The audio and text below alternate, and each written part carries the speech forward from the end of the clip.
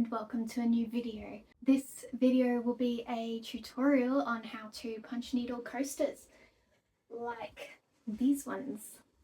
For some context, my name is Laura and I hand make and sell polymer clay jewelry, accessories, stationery, and I've been doing punch needle now for, I don't even know, 2 years? 1 year? 1.5? I've been doing punch needle for a while now.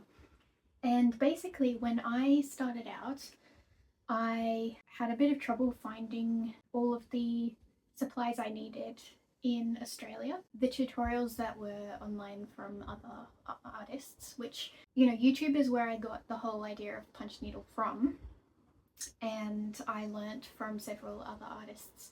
So thank you to those, and I will mention our Cherry Corner, who was a big influence.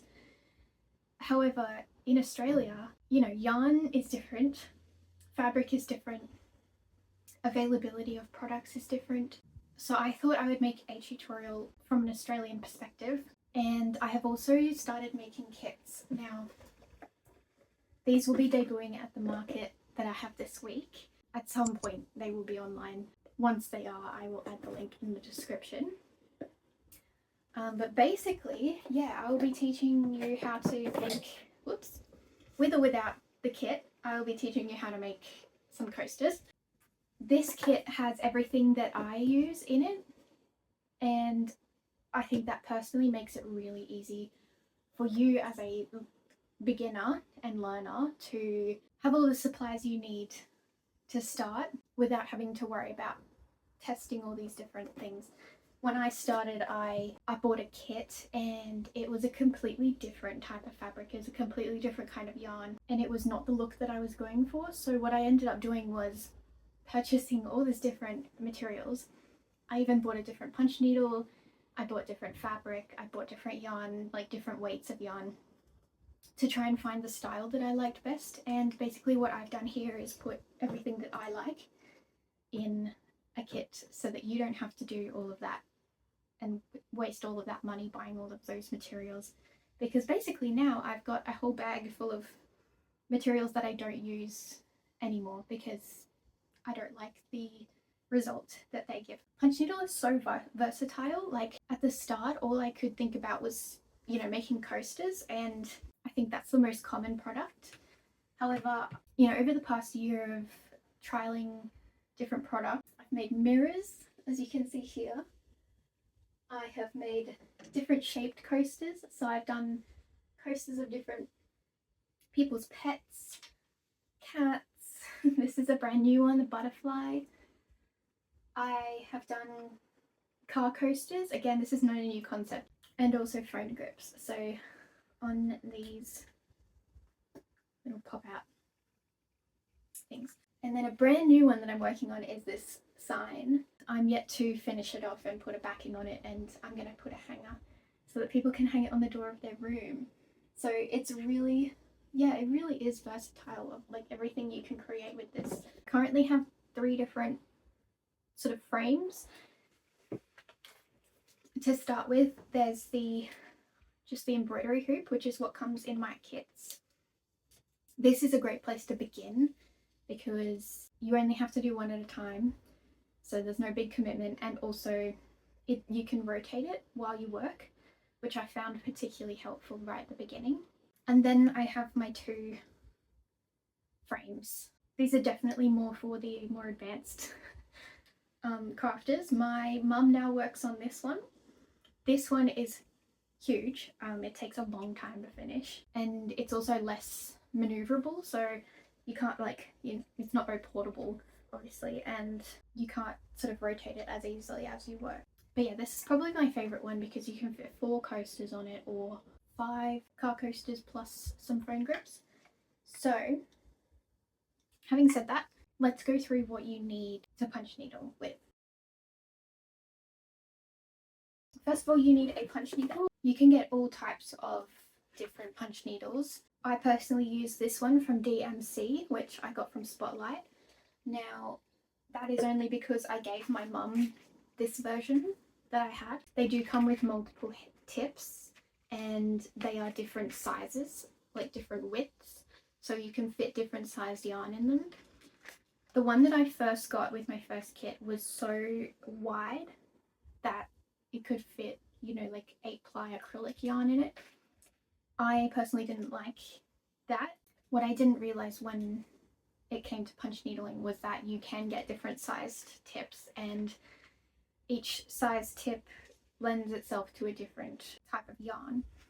So it took me a while to play around with different types and work out the different combos. And the same with the fabric. So the fabric, and I've given you a square here which fits the frame, is a, it's not really a loose weave, but it's not a tight weave fabric.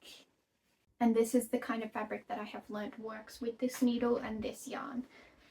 As I said, if you get a different sized needle and a different size, different width yarn, you're going to need a different fabric. Then we need the hoop, or whatever frame you're going to use. You obviously need the yarn. This is 4-ply cotton yarn, but there are multiple different types you can use, and in my kit I will give you a list of the ones that I use and where I get them from, just as a little bonus and thank you for purchasing this kit. So this is the Monstera one, so obviously it comes with these colours. I will be showing you how to do a paw print today. So this comes with the black and white yarn, and you can do it either way, so white coaster with black paw print, or black coaster with white paw print. Lastly, there is a cork backing.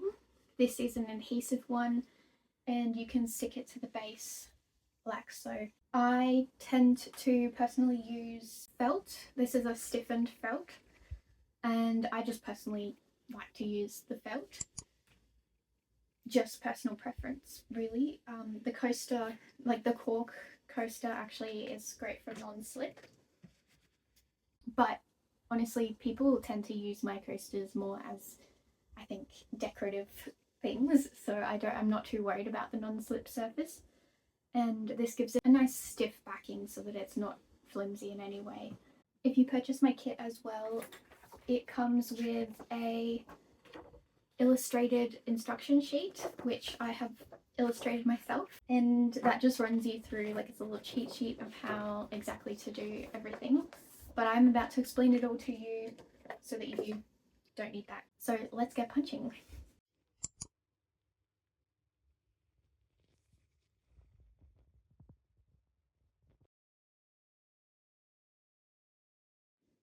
Alright, so the first thing we're going to do is, I don't know, what do you say, load the embroidery hoop. So what you want to do is loosen it all the way so that this middle bit comes out. Put it down on a flat surface, put your fabric over the top, and then just pop this back over.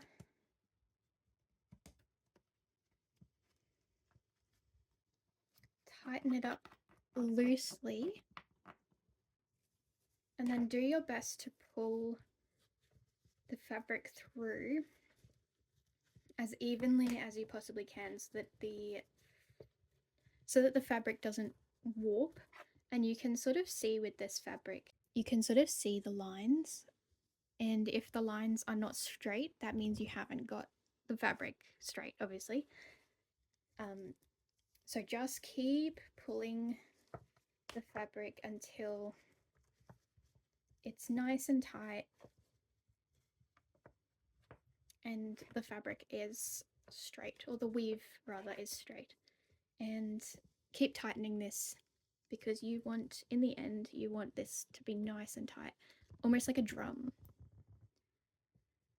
because you do not want it shifting while you are punching. Alright, I think that's as good as we're going to get it. So that is nice and tight now, and it really shouldn't move anywhere. So once we've done that, grab your favorite coaster. If you've got my kit, you can grab the cork base and just trace that on.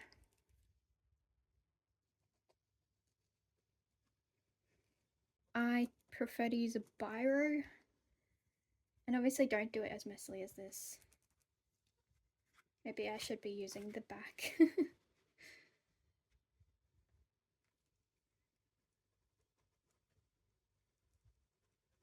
Otherwise you end up drawing on the coaster. So there you've got your coaster. And then you want to grab your template.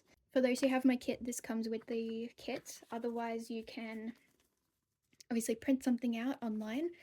Or another trick I'd use is putting it on my iPad and putting my iPad underneath because it's backlit. And that just helps you see the pattern through the fabric. Just remember that if this is the side that you punch needle on, this is what's going to show. And especially for things like text, you want to make sure that when you are tracing it on the front, it's reversed. Okay, so for example, my craft room sign, this is what it looked like when I was working on it. For patterns such as this, it obviously doesn't matter too much, so don't worry about it too much right now. So what you want to do is center your pattern in the middle of the circle and trace the design onto the fabric.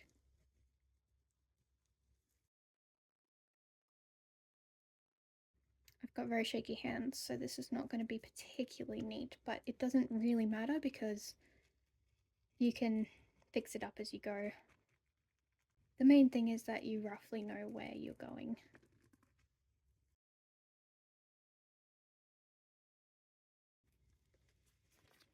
So there we go. And you can keep using this. I've got a bunch of templates that I have printed out for myself that I use over and over again. So now the frame is ready to go. Now we're going to thread the punch needle. So as I mentioned, the punch needle comes with several heads and it comes with 2 threaders. I don't recommend touching these. The one that is already loaded in there is the one that you want. So that is already loaded in there for you. These threaders, this is my personal one. Do not lose them. I cannot state this enough. These are so important. And if you lose them, I honestly don't know what to do when I lose these. So if possible, go and buy yourself some more. Yeah, make sure you've got quite a few of these on hand because once you don't, it's really hard to thread the needle without them. So when you're ready, grab the needle. This is what they look like. They have a bunch of different numbers on them. So this one has numbers here that have worn off, but this one you twist to adjust the height of the needle. This one you loosen the screw and then you can move the needle up and down. So all this does is determine the length of the loop that you're going to create on the other side. I usually have it around the 8 or 9 sort of mark. So once you've got it where you want it, tighten it up. Obviously you can experiment with how you want it. There's a lot of room around the edge of this, so you use that space to work out the length of needle that you like. And once you've got it where you want it, make sure it's nice and tight so that it doesn't move. I have a black cat, so I'm going to do a white coaster with a black paw print. When you've got the yarn that you want to use, have that ready in the background. And what you want to do is, this part can be tricky, but you will get used to it, I promise. So feed the threader through the end of the needle, like so, or the tip of the needle rather, until it comes out the top. Thread the yarn through this threader and then pull it back through the needle so that it comes out the end like that.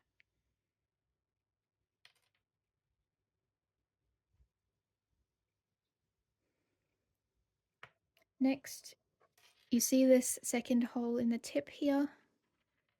Put the threader through so that it's coming out the open side, and then do the same thing. So put the yarn through the threader and pull it through. This way it's coming out the back side of the needle. See how there's the open side there? And then the end of the wool, the end of the yarn, is coming out the back there. And there you go, your needle is threaded. So when you start, you want to have about 1 or 2 centimeters just sitting there like that. Grab your frame and begin. So I personally like to do the outside first and then leave the gap for the pattern in the middle and then just do the pattern. So I will do the white first and then I'll do the black. So when you punch, you want to push the needle through all the way till it stops. So see, it's all the way through there. And then pull it back out so that it's just above fabric. Move it forward slightly. I say move it forward like the width of the needle or a bit further. And then punch it again. And there you go. See, we've got a loop, sort of, if you can see. We have a loop. So just continue like that. You want to have the open end of the needle going forward.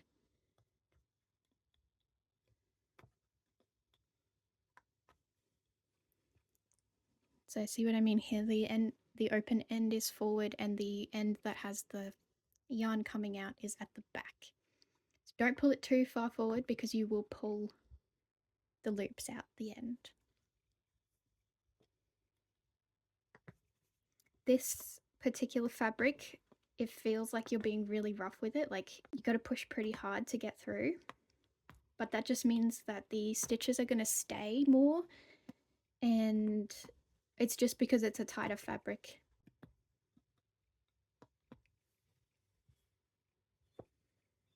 So yeah, as I'm moving along the line here, I'm turning the needle so that the open end is facing forwards always. So if I was to turn a corner, I would turn the frame and then making sure the needle is continuing to go forward like that. If you make a mistake or if you accidentally lift the needle too high, it will pull the loops out like so.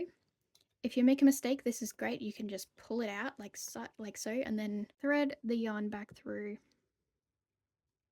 and then just keep going.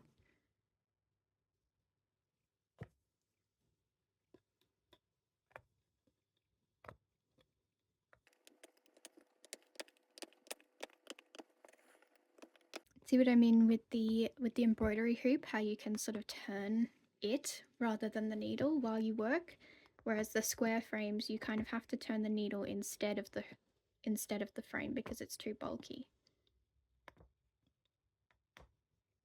Keep your hand here so that it keeps the fabric stiff, but make sure you don't poke yourself through the other side because that can really hurt. Like the needle is sharp.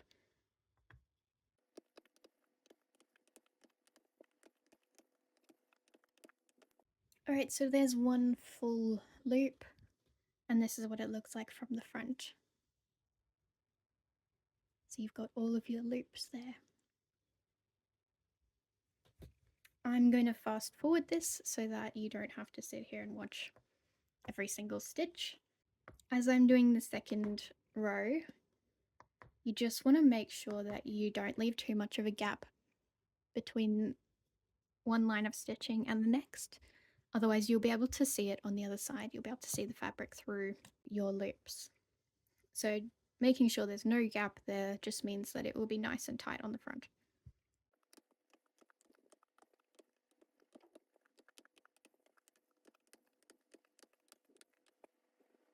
Make sure that this end is always free flowing because if this gets stuck, then the yarn won't go through properly. And as you can see here,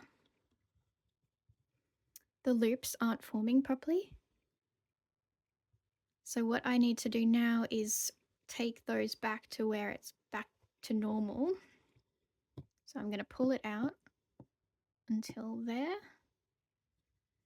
Thread this back through without pulling out any more stitches and keep going. You will see that the fabric that has been used before has more holes in it, but you just wiggle it around. The good thing about a weave is that it will go back to normal if you move it enough.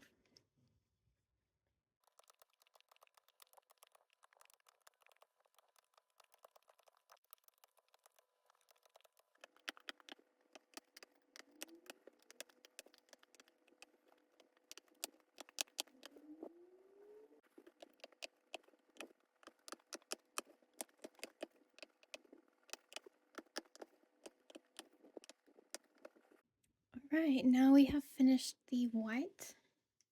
You can see there that all the white is done. When we finish a colour, you want to make sure the loop stays. So pull it just above the fabric as usual. Put your finger on the loop on the other side and your thumb on where the yarn is coming out of the needle, and then just pull. So make sure that that loop stays there and that yarn doesn't get pulled out. So you've got this nice long bit of yarn here, and then you just chop it. You only need to leave about a centimetre or so above the fabric. And there you go, there's the white done. So now I will thread the black and we will do the inside.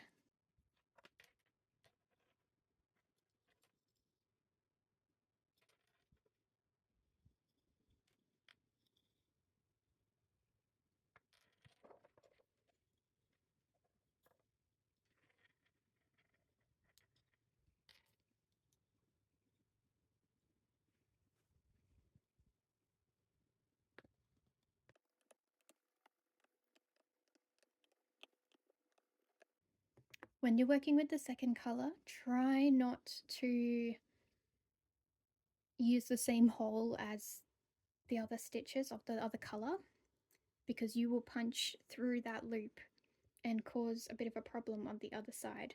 This is fixable later, but just don't try not to do it too many times. When you find yourself in this situation where you've filled one hole and you want to move to another, you can either do what we did last time and pull the yarn out and then cut it, or you can leave it attached and just pull it, remembering to hold it on the other side, just pull it across to the next section and keep going.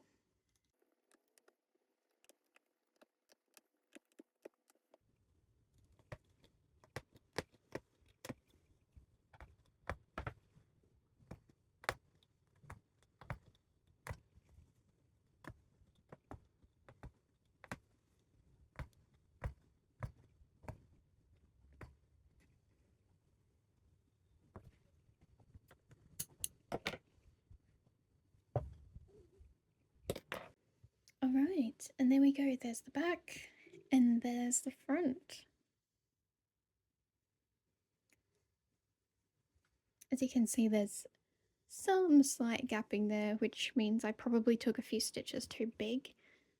So the tighter you do, or the smaller you do the stitches, the less fabric you're going to see from the front. But otherwise, I've done a fairly good job, if I say so myself. I left one of my last ones.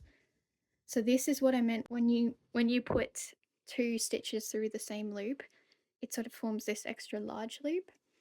And that's a super easy fix. All you gotta do is chop it off.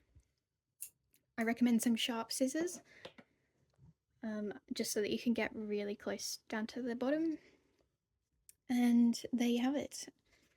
The other thing that can also happen is this is when one color goes through a different color in the same stitch.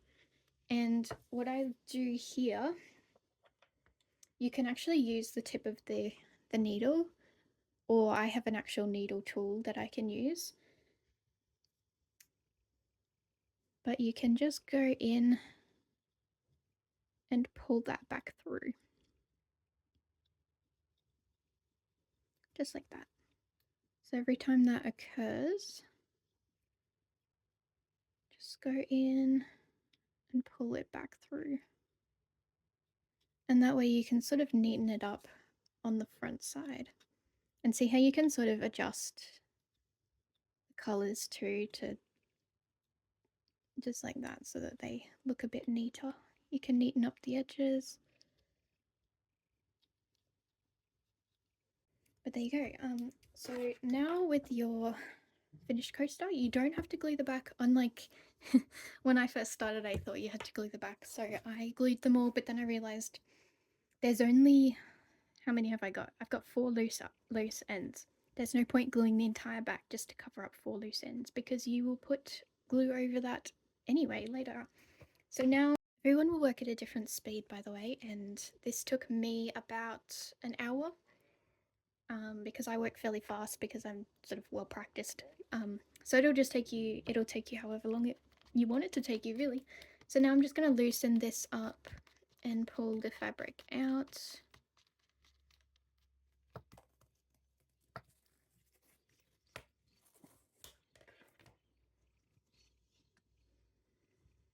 And then I'm going to cut around, I'm going to leave about 1 centimeter around the edge.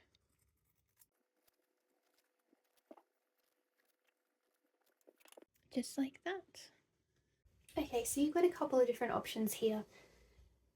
If you prefer craft glue, you can use that, or I prefer using a hot glue gun just because it's a little bit quicker. And here you just want to glue down the edges and sort of fold that excess fabric back over itself so that it is sealed up at the edges. And you want to do that the whole way around. When you get to a complicated shape, such as my cat's, you are going to want to chop, like you're going to want to make some snips like so, just so that you can easily fold where there's a corner. When there's a circle, it's not so important to do that, just because it's, it's fairly simple to do a circle. So I'm just going to do that now.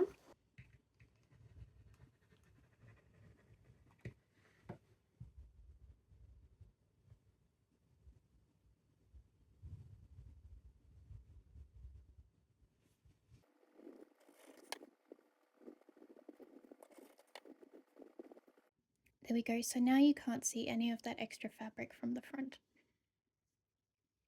Now here is where you want to chop off any, if you've left any of these ends too long, you can chop them off now. You can chop them off pretty close to the front, because if you leave them too long, it's going to be quite lumpy underneath the coaster.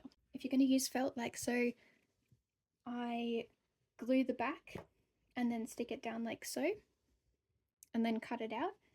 Otherwise, you've got your little cork backing here, which just has a sticky adhesive thing on it,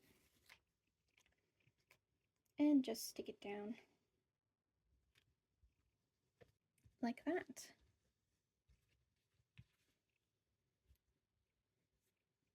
So if you aren't too worried about the edges, you can leave it like this. However, I prefer to do mine a bit neater,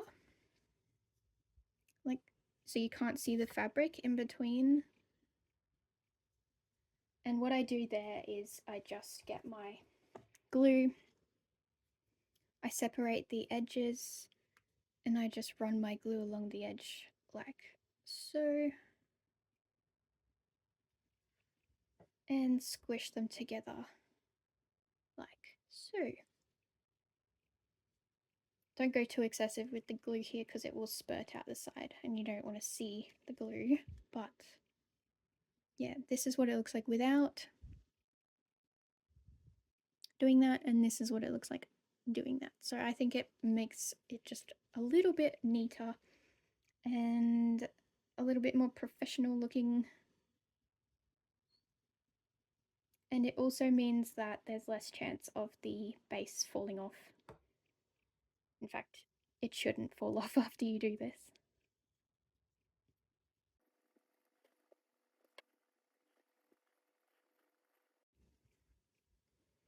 Alright, excuse the bit that I drew on earlier, but there's the finished coaster. We are all done. Put my little froggy mug on it.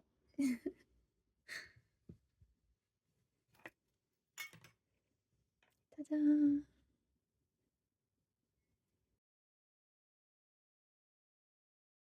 So there you go, that is how you make a punch needle coaster. The process is pretty similar for every other thing you might want to make. For example, the car coasters, everything really.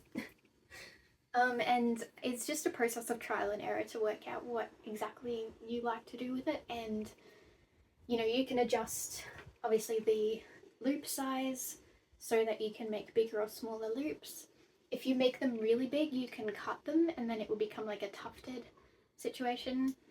I would recommend gluing the back if you're going to do that, just because they will be loose, obviously. So just a few things.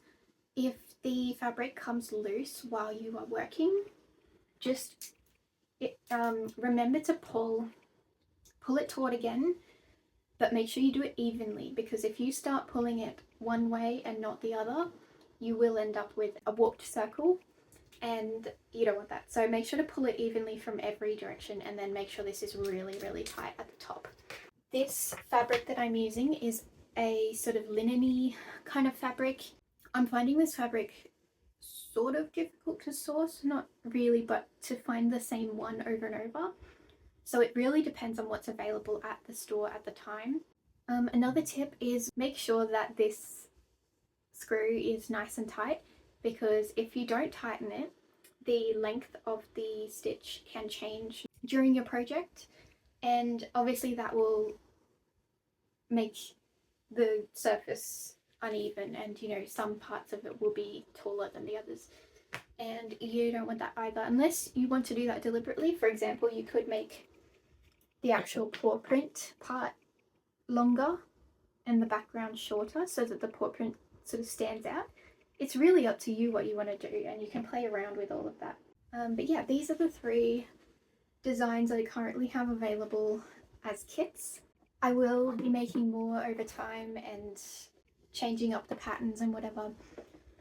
So just to keep track of what I'm doing and whether they're available online or not, make sure to follow me on social media, particularly Instagram. That's where I'm most active. All of my links are down below, including my website. And if you have any questions at all about this process or anything else in regards to my channel or business, pop them down below. I would love to hear them, and I'll try my best to answer them. Otherwise, I think I've covered pretty much everything.